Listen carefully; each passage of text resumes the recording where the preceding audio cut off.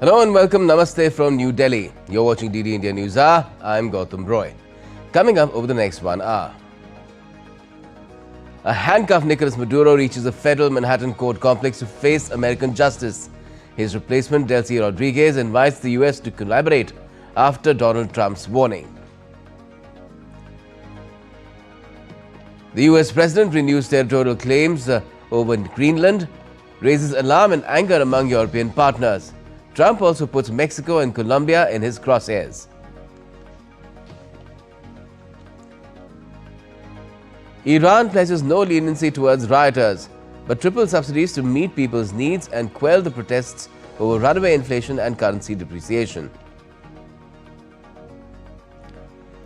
And Electronics and IT Minister Ashwini Vaishnav says electronics production in India jumped 6 times and exports grow 8 times in the last 11 years.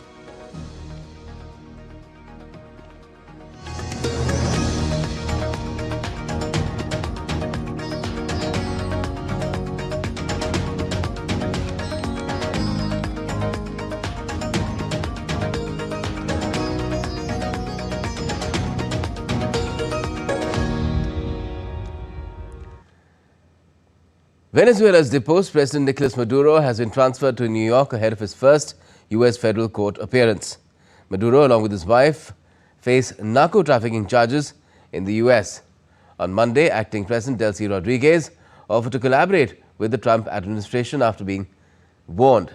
This came after Donald Trump said the U.S. is in charge of Venezuela. But in a latest and counter-indicative measure, Venezuela's government has issued an emergency decree ordering the police to find and arrest anyone involved in supporting the American attack. China and Iran have called for Maduro's immediate release, while in New York, the UN Security Council is holding an emergency meeting to discuss the recent military operation. The deposed Venezuelan President Nicolas Maduro and his wife were transferred to New York on Monday. Maduro faces narco-trafficking charges along with his wife Celia Flores, who was also taken out of Caracas in the U.S. military operation on Saturday. Maduro, along with his wife Celia Flores, were transported by helicopter and flown to Manhattan. While in Venezuela, acting President Delcy Rodriguez offered to collaborate with the United States on an agenda focused on shared development. U.S. President Donald Trump said that the United States will be in charge of Venezuela after U.S. Special Forces captured its president, Nicolas Maduro. Trump also reiterated U.S. companies will fix Venezuela's badly broken oil infrastructure. The country is a mess. It's been horribly run. The oil is just flowing at a very low level, much lower than, even if it was badly run, it should have more income, more oil than what they do. So we're going to have the big oil companies go in. They're going to fix the infrastructure. They're going to invest money. Maduro's capture triggered global reactions. China's foreign ministry on Monday repeated Beijing's criticisms of U.S. actions in Venezuela and called for the immediate release of Maduro. China calls upon the United States to ensure the personal safety of President Maduro and his wife, to release them immediately, to cease subverting the Venezuelan government, and to resolve the issue through dialogue and negotiation.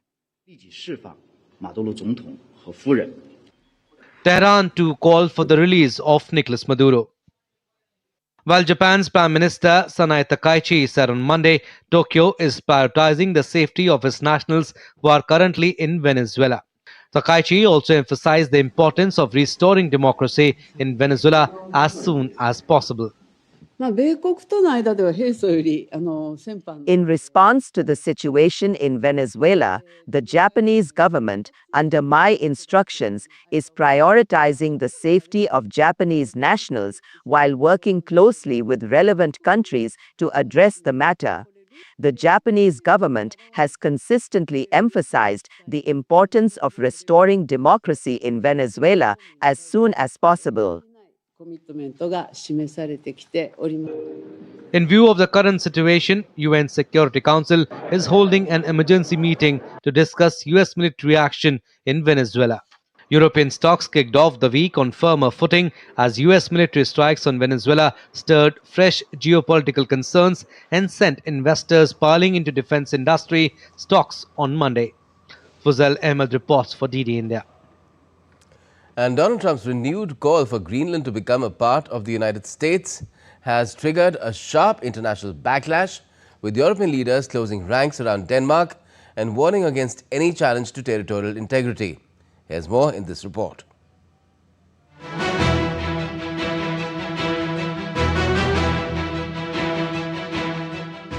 Tensions remain high in Greenland amid U.S. military interventions in Venezuela, reviving fears about Washington's intervention towards strategically sensitive regions. Trump has repeatedly spoken of annexing Greenland, citing its critical position in the Arctic. We need Greenland from a national security situation. It's so strategic. Right now, Greenland is covered with Russian and Chinese ships all over the place. We need Greenland from the standpoint of national security. And Denmark is not going to be able to do it, I can tell you. The autonomous Danish territory's prime minister issued a blunt rebuke declaring that's enough now, as criticism mounted over Washington's rhetoric. Expressing its solidarity with Denmark, Germany voices strong support for Copenhagen. It is quite clear that Greenland is an autonomously administered territory belonging to Denmark. Borders must not be moved by force. The Chancellor has also made this clear repeatedly in the past. We are in close dialogue with Denmark and our European partners on this issue, and on all issues relating to Greenland, and they share our view. We are clear about this in our communications with the United States. While Foreign Minister Johan Wonderful said NATO could discuss bolstering Greenland's protection if required. And since Denmark is a member of NATO, Greenland will in principle also have to be defended by NATO. And if there are further requirements to strengthen defense efforts with regard to Greenland, then we will have to discuss this together within the framework of the alliance. Britain also weighed in. Prime Minister Keir Starmer said London stands firmly with Denmark in defending Greenland, stressing that no outside power should decide the future of the vast Arctic territory. Denmark is a very close ally of the UK, both in Europe and in NATO, and it's very important that we're clear about the principles applicable to here. Greenland and the Kingdom of Denmark must determine the future of Greenland and nobody else. The European Union echoed that stance, saying it expects all partners to respect the principle of territorial integrity.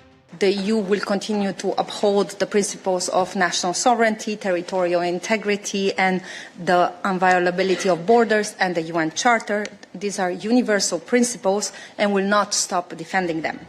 With global scrutiny intensifying, Trump's remarks have reignited a broader debate over sovereignty, security, and power politics in the Arctic, setting the stage for a fresh diplomatic test between Washington and its allies.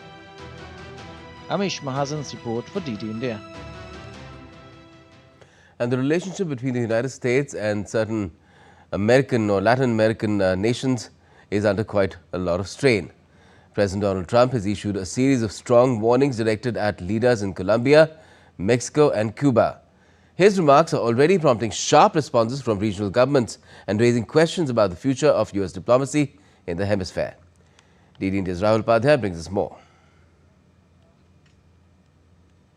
US President Donald Trump has issued a series of blunt warnings to multiple countries. The remarks came after the US captured Venezuelan President Nicolas Maduro and his wife Celia Flores and brought them to New York on charges of drug trafficking.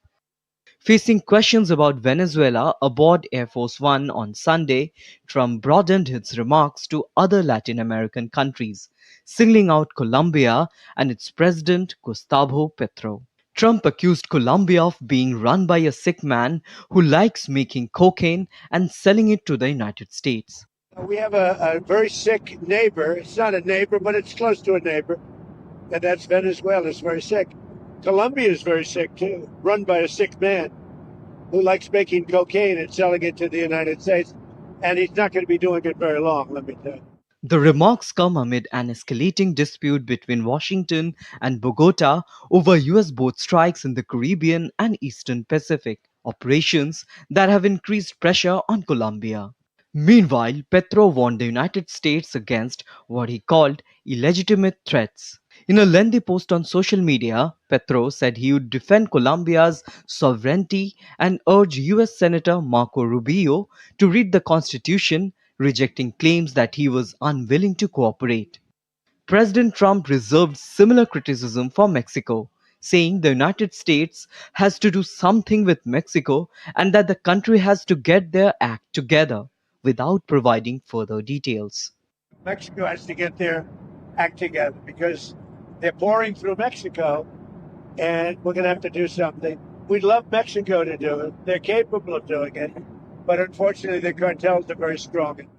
Trump also targeted Cuba, suggesting US intervention may not be necessary because the island nation is close to collapse. I think it's just going to fall.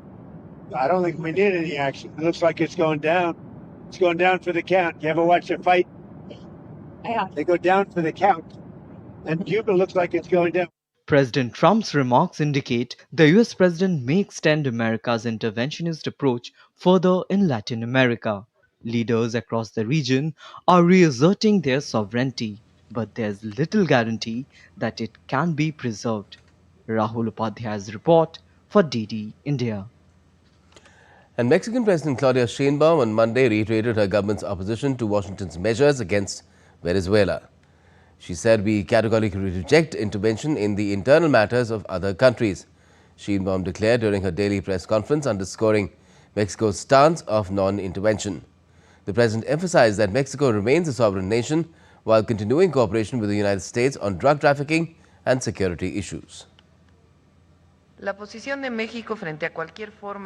Mexico's position against any form of intervention is firm, clear and historic. Following recent events in Venezuela, where the United States government carried out a direct intervention that resulted in the capture of President Nicolas Maduro and his wife, as well as the loss of human lives, Mexico reaffirms a principle that it is not new and admits no ambiguities. We categorically reject intervention in the internal affairs of other countries. And we'll return to this story of the aftermath of the capture of Nicolas Maduro at the half hour to talk to experts about it. But for the moment, we're moving on. North Korea conducted a hypersonic missile test on Sunday to evaluate its military readiness and deterrent capability. Leader Kim Jong-un, who supervised the launch, described the test as a crucial strategic measure to sustain and strengthen a credible nuclear deterrent, citing ongoing geopolitical tensions and changing international conditions. According to state news agency KCNA, the missiles successfully struck targets around 1,000 kilometers away in waters east of the country. South Korea's military confirmed that ballistic missiles were launched towards the Eastern Sea, coinciding with South Korean President Lee Jae-myung's official visit to China. The launch came shortly after Pyongyang issued a statement condemning recent US strikes on Venezuela, calling them a breach of national sovereignty. And South Korean President Lee Jae-myung met his Chinese counterpart Xi Jinping on Monday in Beijing. President Lee told the Chinese president that their summit is an important opportunity for full restoration of South Korea-China relations, and they will continue efforts to develop the strategic cooperative partnership between the two nations. Both the leaders witnessed the signing of 15 cooperation documents in science and tech, ecological environment, transportation, economy and trade.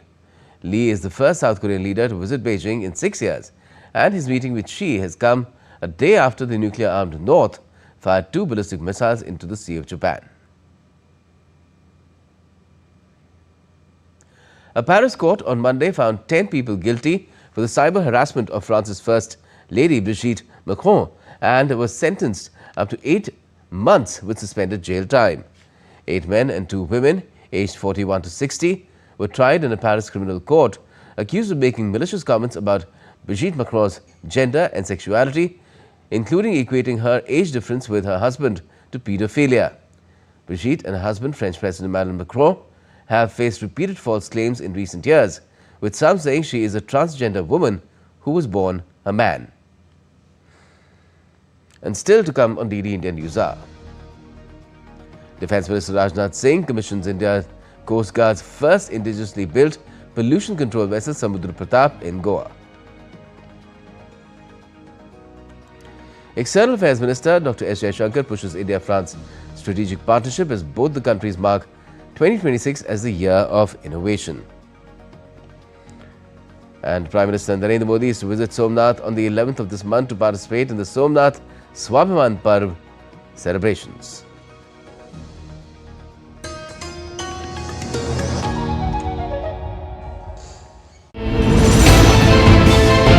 Geopolitics and trade deals. Economic challenges amid development. Hard work and the path to prosperity. It's the economy always. Between walkers, money is what money does and says. Supply creates its own demand. Between the bulls pulls and bears tears. When supply chains globalization and India rises to the podium. We'll get you centered with the economic brief at 8 p.m. every Thursday on DD India.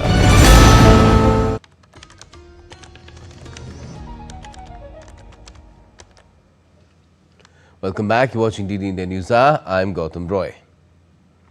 Russia on Monday said it has seized the village of Grabovske in Ukraine's Sumy region, from where Kyiv had last month accused Moscow of forcibly relocating dozens of residents.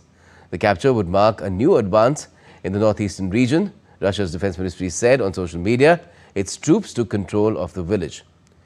Ukraine last month accused Russia of illegally detaining around 50 residents of Grabovske. Ukrainian Foreign Minister Andriy Sybiha compared it to medieval raids and demanded their return. Russia is slowly but steadily gaining ground in eastern Ukraine amid ongoing diplomacy to end the conflict. Now, the Indian government has issued a travel advisory for citizens going to Iran to only undertake essential travel. Meanwhile, Iran has announced a sharp increase in household subsidies to counter soaring inflation and a collapsing currency as protests over economic hardship continue across the nation.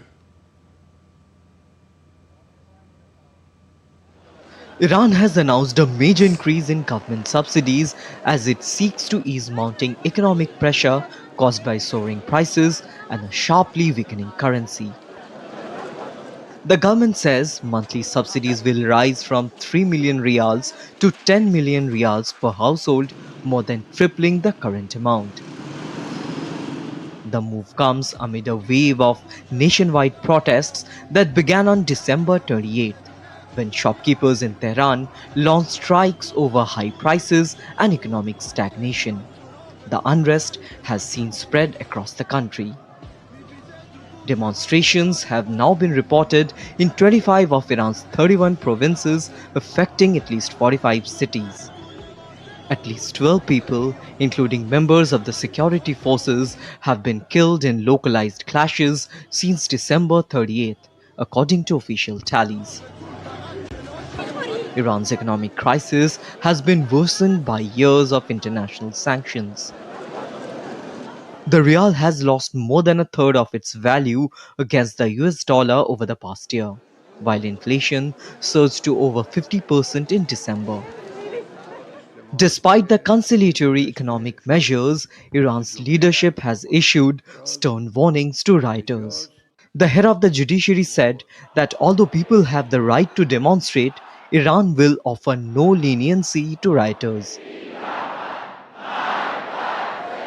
Meanwhile, Supreme Leader Ayatollah Ali Khamenei vowed that Iran would not yield to what he called enemy pressure. We will not yield to the enemy. We will bring the enemy to his knees by relying on God Almighty and with confidence in the company of the people, God willing, with divine success. This comes as US President Donald Trump recently said that Iran can get hit very hard by the United States if the demonstrators are targeted. We'll take a look. We're watching it very closely. If they start killing people like they have in the past, I think they're going to get hit very hard by the United States. While officials say they are listening to economic grievances, authorities continue to accuse foreign powers of stoking unrest even as sporadic protests persist and Iran faces deepening economic uncertainty. Rupak Kumar Jha's report for DD India. And like I mentioned, India has issued a travel advisory urging its citizens to avoid non-essential travel to Iran until further notice. The advisory follows recent developments with authorities asking Indian nationals and persons of Indian origin currently in Iran to remain cautious and avoid areas of protests or demonstrations. Residents have been advised to closely monitor updates from the Indian embassy in Tehran and follow local news. Indian citizens living in Iran on resident visas have also been asked to register with the embassy. India's External Affairs Minister Dr. S. Jaishankar continued high-level engagements in France on his visit on its second day, focusing on strengthening the India-France strategic partnership as both the countries mark 2026 as the year of innovation. Dr. Jaishankar met the chairperson of the International Energy Agency to explore deeper cooperation in the energy sector. The minister also interacted with young professionals of the Indo-French Chamber of Commerce, highlighting global shifts in politics, economics and technology, including challenges like artificial intelligence, climate change and sustainability. The meeting focused on Indo-French ties and how we as the young talents are the next frontier towards enticing talents to travel between France and India. And he spoke about how the multidisciplinary skill set will be the next way for the future. He spoke about how AI, climate change are affecting the next world order. Originally from India, we represent we embody this flow in Europe, and it's very important that we are able and empowered to actively communicate on India's position in order to take it further. Now, Minister of External Affairs of India, Dr. Jaishankar, also held discussions with International Energy Agency Executive Director Fatih Birol on the evolving global energy scenario and India's development priorities. During the meeting, Birol shared his assessment of current energy trends and challenges while expressing support for India's growth and transitional needs. The interaction highlighted India's role in the global energy landscape and the importance of international cooperation to ensure sustainable and secure energy for the future. Electronics and Information Technology Minister Ashwini Vaishnav has said that electronics production in the country has increased 6 times and exports have jumped 8 times in the last 11 years. In a social media post, the minister said Apple shipped mobile phones worth $50 billion in 2025. He said this progress has propelled electronics products among the top 3 exported items. He also highlighted that 46 component manufacturing projects, including laptops, servers and hearable manufacturers, are making electronics manufacturing a major driver of the manufacturing economy. Vaishnav also said India will become a major player in the entire electronics stack, including design, manufacturing, operating systems, applications, materials and equipment. The Indian Coast Guard ship Samudra Pratap, the first of 2 pollution control vessels built by Goa Shipyard Limited, was commissioned by the Defence Minister Rajnath Singh. With over 60% indigenous content, the induction of the ship reinforces the vision of the government's Atmanirbhar Bharat or self-reliant India and Make in India initiatives. It's the largest ship in the Indian Coast Guard's fleet, significantly enhancing the Coast Guard's operational reach and capability. The vessel is equipped with state-of-the-art technology, including a 30mm CRN-91 gun, 2 12.7mm stabilized remote control guns with integrated fire control systems. It's also capable of high-precision operations, recover pollutants from viscous oil, analyze contaminants and separate oil from contaminated water. While addressing the commissioning ceremony, Defence Minister said that the commissioning of Samudra Pratap will elevate maritime capabilities of India. Prime Minister Narendra Modi is scheduled to visit Somnath on the 11th of this month to participate in the Somnath Swabhiman Parv celebrations. The Somnath Swabhiman Parv will be observed from the 8th to the 11th of this month. during which a range of programs highlighting India's spiritual heritage, cultural pride and social values will be held. A year-long series of spiritual, cultural and social activities will also be organized at Somnath Temple to commemorate the Somnath Swabhiman Parv. But the Somnath Temple in Gujarat marks 1,000 years of faith, devotion and resilience. On this day in 1026 AD, Mahmud of Ghazni had attacked the fortified temple town. Nearly 50,000 defenders had lost their lives while protecting the shrine. But through centuries, the Somnath Temple has stood tall as a symbol of India's enduring spirit. Take a look.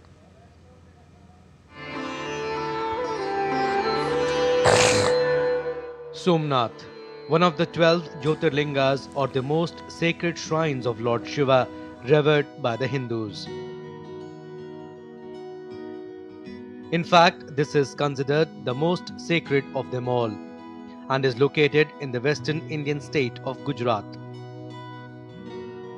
For centuries, this shrine of Lord Shiva has been an unbroken center of faith for devotees of Sanatana Dharma, the followers of Hinduism since ancient times.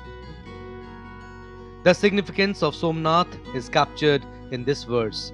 Somalingam naro drishtva sarva papai pramuchyate, which means only a glimpse of Lord Somnath frees devotees from all sins. For centuries, people from different corners of the country have been traveling to Somnath, immersing themselves in boundless spiritual energy, hope and faith.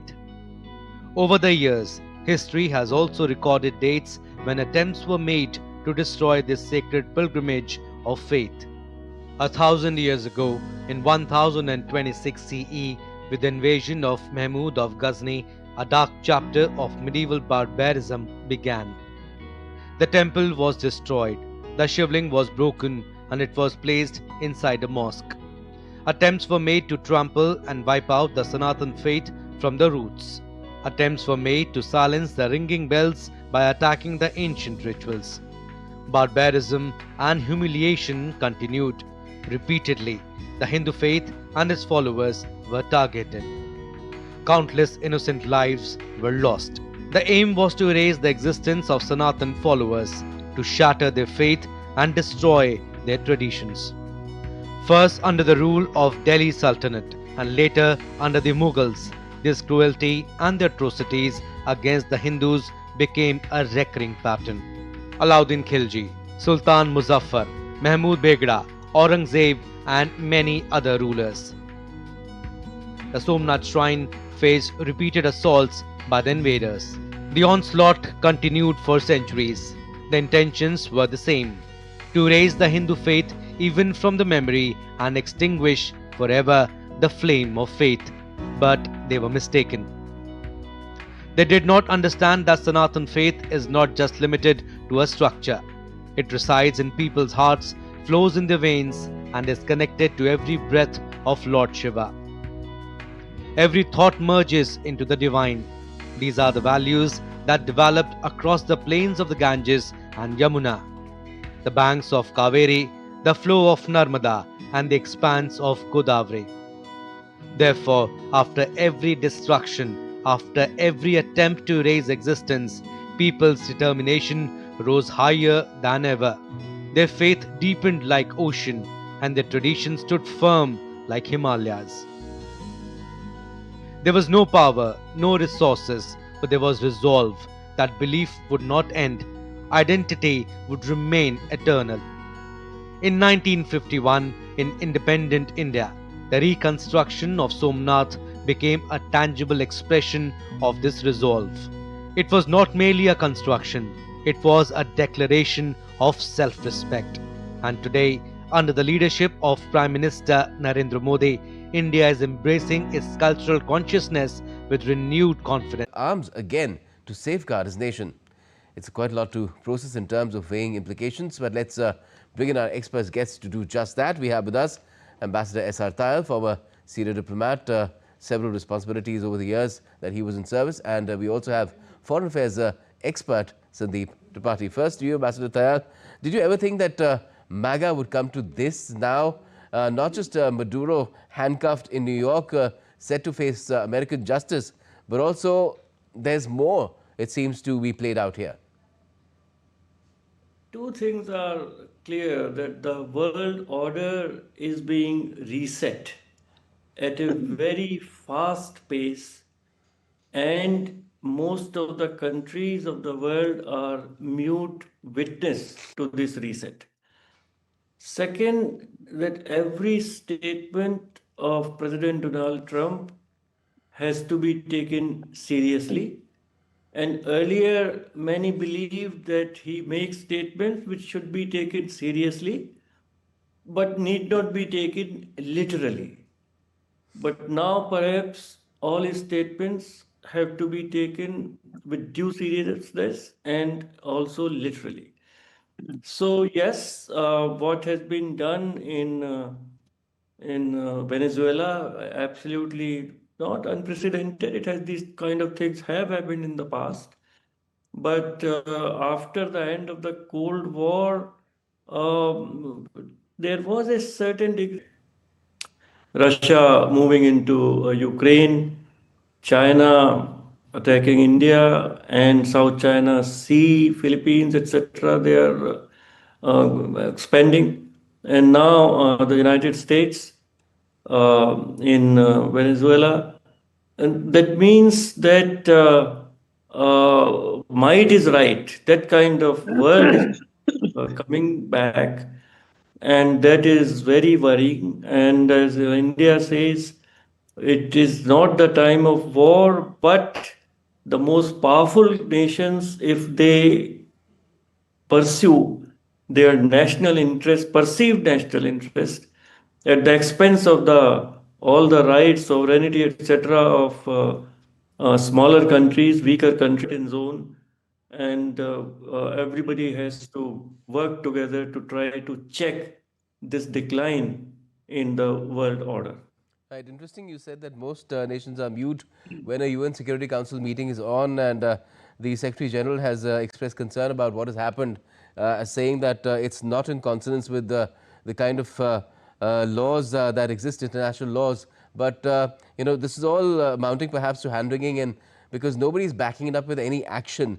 And is that also because Sandeep Tripathi, Maduro himself is a man who's tough to back up? He was globally seen largely as a despot, but when it comes to other nations that Donald Trump has named, things might be different. First of all, thank you so much for having me here. See, this is a very unprecedented in international relations. Last 25 years, if we can see, we have not seen such kind of visuals. A state of head, elected state of head, kidnapped, a country invaded by USA. I think these visuals reminds us, first of all, that UNO has become a totally sore. What about today Article 2, Clause 4 of the United Nations Charter?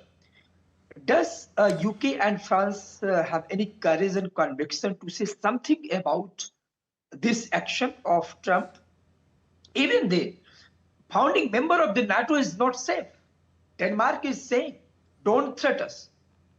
Even EU member Denmark is not safe. Who is safe today? This is the question. Might is right, we all know. It's a NATO member as well.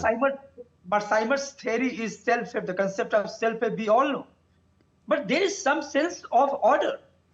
There was somehow, once upon a time, the America is known as Pax Americana. Even entire European country, the Western order is not, there is a lot of anxiety is there.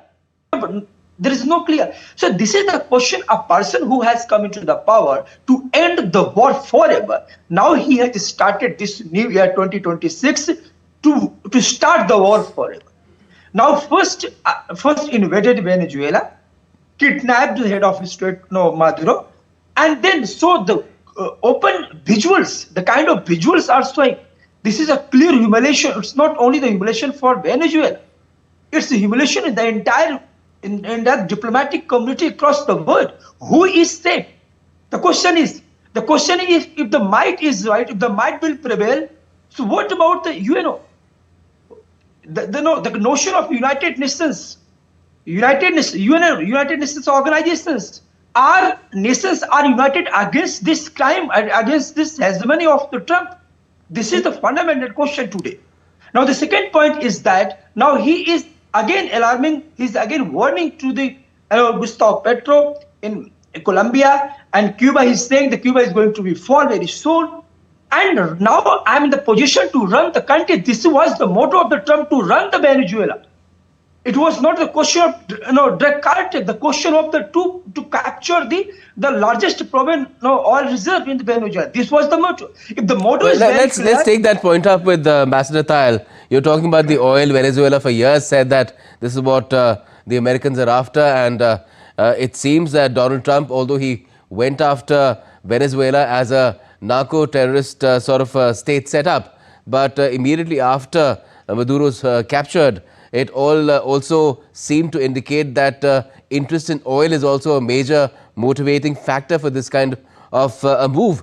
But can Venezuelan oil be exploited in the way that Donald Trump has conveyed, Ambassador Tayal? Because a lot of experts have been saying that it's not going to be easy, because Venezuela's oil production has fallen drastically over the years. It's just a fraction of what it used to be because of the industry itself becoming completely moribund, and billions will have to be invested at a time when oil prices internationally are supposed to drop further. So why would even American oil companies, their stocks might be rising right now, be willing to do that?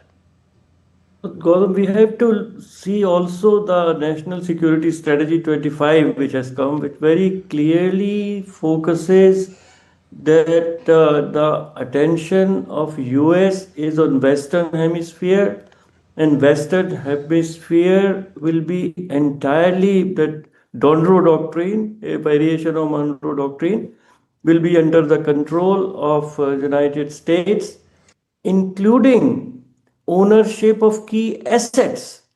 Now, oil, of course, 300 billion barrels of oil reserves are there in Venezuela, which is not very easy to extract. But Venezuela was selling that oil in many ways to other countries like China in yuan. Then also Venezuela has lot of rare earths and minerals, very huge quantities. Gas as well. Those contracts were also given to China. There was presence of Cuban troops there, which because 30 Cubans have died in the day before yesterday's operation, which has been acknowledged by the government of Cuba. There were Russian defense advisors in Venezuela.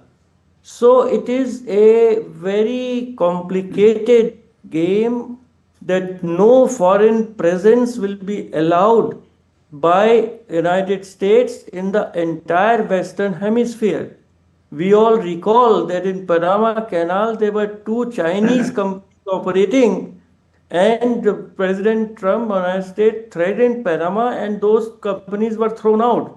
So it is part of a larger objective which has been very clearly enunciated in NSS 25, that no country of Western Hemisphere will be allowed to have any connection with any other country which is detrimental to the interests of the United States of America. And what about Greenland? That's not part of the Western Hemisphere. That's part of well, Europe. It's part of NATO, being an autonomous territory of Denmark. Somehow even that NSS 25 talks very disparagingly about Europe. And the most concern has been expressed that Europe is losing its identity, it is losing its civilizational character, and it will not remain Europe, you know, that immigration and all of that. So somehow President Trump and his advisors and his thought leaders are very upset with Europe that it is open to immigrants. They are losing their character and they are very weak. So this is very, the powerful respect only the powerful. So only country whom President Trump and the United States don't really criticize is China. And to a certain extent, President Putin and Russia. So it is, one has to see all this very, very carefully. That is some kind of a imperial game is being played again, where the world may be divided, like a new Yalta is coming up. There are all kinds of very, very difficult questions in the future, where middle powers like India, Japan, all the European countries have to think very deeply and try to understand which way the world is headed and how we can protect our own interests, because no power, the so-called big powers, are now in any way interested in protecting the interests of middle powers or even smaller countries. Right. So it's each to himself or themselves, it seems. But Sandeep Tripathi, in that scenario, where do you see, well, not just the arms race going, but you know, the entire fight, really, a tussle over resources as well, and how can countries like ours ensure that our interest is, you know, paramount? See, this is the time where there is a program, Atmanirbhar Bharat, defense, hub, manufacturing hub, and I think, and at the same time, we have to be very careful to maintaining our relationship with the major powers also. So I think this is the right time to introspect also and to speak out very categorically, not to sigh, and we have to be very bold and clear to point out our stand at the global level. I think, let me remind you, UK and France, the Western countries, they were asking about India's stand on Russia-Ukraine war. Now we are asking the question from the UK and France, what is your stand on the Venezuela? So this is the right time. We have to come out with a very bold and big questions, that if there is nothing, any kind of rule of law, nothing kind of international law, who will decide the now? And that's why India is standing at the global stage as the voice of global South. I think the world will listen India's voice, and our voice will be counted if we are strong. So the only one thing in international relation is our power, the power maximization. And if we are powerful, then we can protect a country like from America. Even USA has harmed a lot to India. 3% tariff is what? Is a clear stagnation to tone down India's power. India is stranding. So this is the fact that if we have to survive in this anarchical order, we have to expand our power. Nothing else beyond this. All right. Well, there you have it. That's the advice that could be taken by all nations. But surely, in the case of India, India is the fastest the fastest growing large economy as well. It is in a position where it can make these sort of lofty goals a reality as well. So one has to bear that in mind too. Thank you so much for joining us, both Ambassador Tayal as well as Prasar Bharati. Thank you. Now let's take a look at some other stories making news around the nation as well. Union Cabinet Minister for Environment Bhupendra Yadav has chaired the Central Pollution Control Board review meeting in Delhi on Monday. The meeting focused on the extended producer responsibility portal and the electronic trading platform, along with strengthening the implementation of guidelines for managing waste generated from products such as plastics, e-waste and batteries. Assam Chief Minister Himanta Biswa Sarma on Monday inaugurated the Lavlina Borgohain Sports Complex in Surpathar, marking a major push for grassroots sports development in the state. Built at a cost of 12 crore Indian rupees, the complex is aimed at nurturing local sporting talent and strengthening Assam's sports infrastructure. The 19th Kathakali Festival kicked off in Kerala on Monday. The 7-day event will feature classical performances, workshops and seminars for students and art lovers. Famous Kathakali artists will perform timeless stories, delighting enthusiasts. Now, despite intense cold, pilgrims continue to arrive in large numbers at Katra. Devotees throng the shrine in the Trikuta Hills, offering prayers undeterred by harsh weather. Even as intense cold conditions grip the pilgrim town of Katra, the influx of devotees from across the country remains steady. Like previous days, Monday too witnessed thousands offering prayers and seeking blessings at the shrine located in the Trikuta mountain range. ठंड है अभी तो बाकी ऊपर जाके पता चलेगा ज्यादा दिक्कत तो होगी नहीं माता रानी ने चाहा तो जाएंगे जरूर किस तरह का जोश है जोश फुल है भाई साहब जोश तो इतना है कि पहाड़न से आज तक अभी तक सोए नहीं है और दिल्ली से आज तक आए अभी तक सोएंगे नहीं है ऊपर से उतरने के बाद ही सोएंगे एक ही बारी Some devotees who travelled from as far as Rajasthan said that despite the cold being far harsher than in their hometowns, they remained determined to complete their pilgrimage.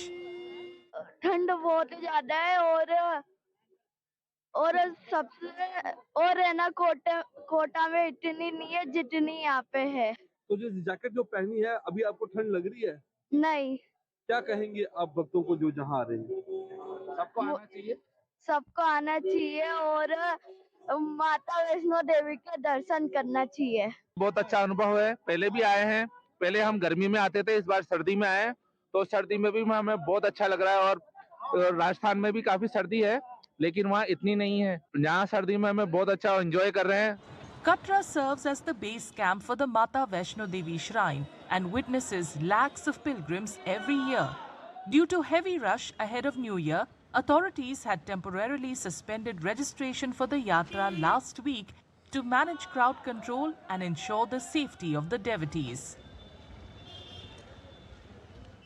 Now, in an age ruled by OTT platforms, cinema's past still shines in Bikaner. Rafiq Qadri has spent decades preserving vintage Hindi film posters from the 1950s onwards. His collection celebrates film history, nostalgia and the lost art of movie promotion for future generations through passion, patience and personal dedication alone. In an era dominated by OTT web series, the magic of the big screen is fading for many. But in Rajasthan's Bikaner city, Rafiq Qadri has dedicated his life to preserving memories associated with it. For decades, he has collected hundreds of vintage Hindi film posters, from black and white classics of the 1950s to colorful blockbusters of the 2000s. His collection recalls a time when a single poster could spark curiosity, draw crowds, and even shape a film's success.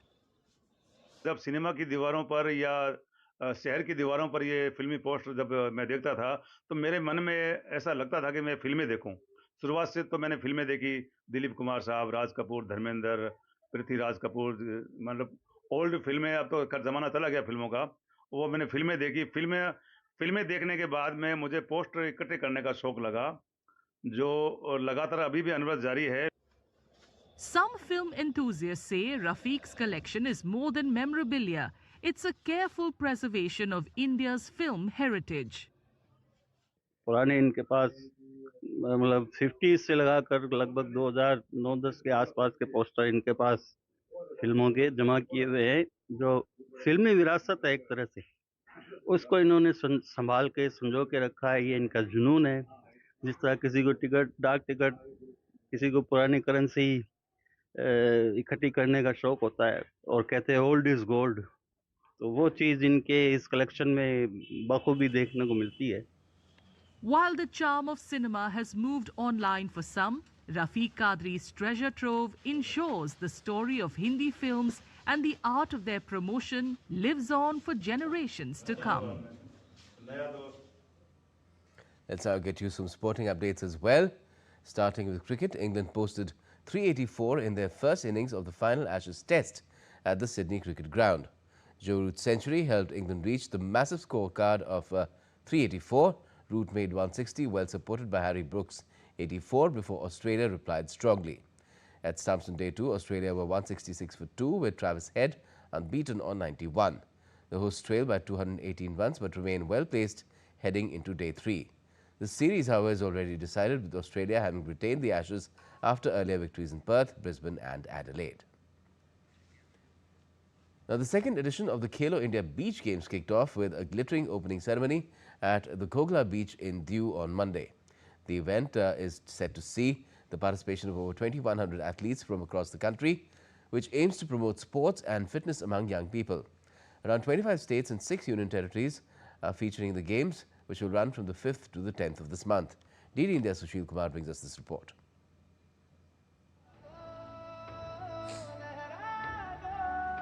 The second edition of Khelo India Beach Games got off to a colourful start at the Gogola Beach in Diu in the presence of Lieutenant Governor of Jammu and Kashmir, Manoj Sinha, who was present as the chief guest. On the occasion, Prime Minister Narendra Modi conveyed his best wishes to the athletes through a special written message. In his message, the Prime Minister stated that India is witnessing a deep transformation of its sporting culture. Across the country, a renewed emphasis on institutional outreach, grassroots participation, and cultural change is reshaping how sporting talent is identified and supported. During the program, cultural performances by local artists captivated the audience. Speaking at the opening ceremony, LG Manoj Sinha praised the Khelo India scheme and extended his best wishes to all the athletes participating in the beach games. सभी athlete से आज मैं कहना चाहूंगा कि विकसित भारत के निर्माण में आप सबकी भूमिका बड़ी महत्वपूर्ण रहने वाली है। स्पोर्ट्स जाति, धर्म और क्षेत्र से परे लोगों को एकजुट करता है और आज पूरे भारत की ताकत के प्रतीक के रूप में आप यहाँ एकत्रित हुए हैं। आदरणीय प्रधानमंत्री जी ने पिछले 11 वर्षों में देश के स्पोर्ट्स इंफ्रास्ट्रक्चर को मॉडर्न बनाने के साथ साथ उसका व्यापक विस्तार भी किया है। आज बीच गेम से लेकर तीरंदाजी टूर्नामेंट में भारत अपना परचम लहरा रहा है। More than 2,100 athletes from across the country have arrived in Diu to participate in the Khelo India Beach Games, which will conclude on January 10. In this edition, athletes will compete for medals in events such as beach soccer, beach volleyball, beach sepak takraw, beach kabaddi, penak silat, and open water swimming. Additionally, Malakham and tug of war have been included as demonstration sports in this edition of the Khelo India Beach Games. Sushil Kumar's report, Diu, DD India. Former heavyweight world champion boxer Tyson Fury has announced he will return to boxing in 2026 after announcing his 5th retirement last year. The 37-year-old Briton last fought in December 2024 when he was beaten for a second time by unified champion Alexander Usyk in their heavyweight rematch. Fury confirmed his retirement a month later. Fury has enjoyed 2 reigns as heavyweight champion and boasts of a professional record of 34 wins, 2 defeats both against Usyk and 1 draw with Deontay Wilder. Manchester United on Monday announced that they have sacked the manager Ruben Amorim.